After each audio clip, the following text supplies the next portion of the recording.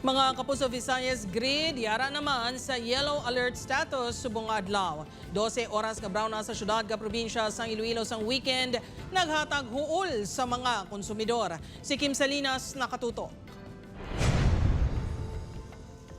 Iliwat naman ginpaidalom sa yellow alert status. Ang Visayas grid umpisa alas 13 ning hapon, tubtob alas 9 karon sa gabi, bangod sa manipis nga reserba sa kuryente.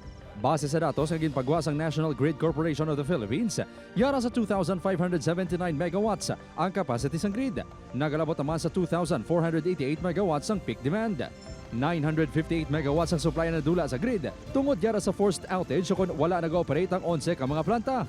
11 pagid ng mga planta nag-ooperate nga derated naman o kung hindi full capacity.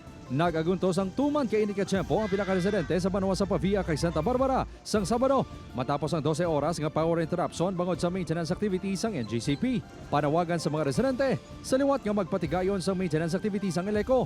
Kung mahimo, hindi man maglabot sa 12 oras bangod sa perwisyo nga dala sini. Nakapahay blood gid sa tao kag parte gid kainit, budlay gid sa tao sa mga parte kainit tapos kung may motor ka pa nga sa tubig, way kag tubig. Amo ni subong nga kaiwat tas subong sang tubig, 6 to 6 daan ang run out pinsarabla sa kainiton. Apisar nagtupa ang ulan, nagantos kag naperwisyoan sa gihapon ang pila ka mga residente sa syudad sang Iloilo kasunod sang 12 oras man nga power interruption kahapon.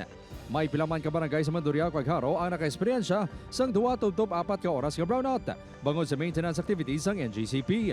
Budlay kung brownout, sir, kaya hindi kahulag ang mga gamit. Sir, kaya kung go-obra ng motor, sir, kinanglan gid may kurente sa charge batteries. Pabudlay gid sir kay mainit tapos may mga freezer pa sila nga dire wala kami mahimo kay gabayan man lang kami. Upod Caramel Porquia, Kim Salinas, 1 Western Visayas.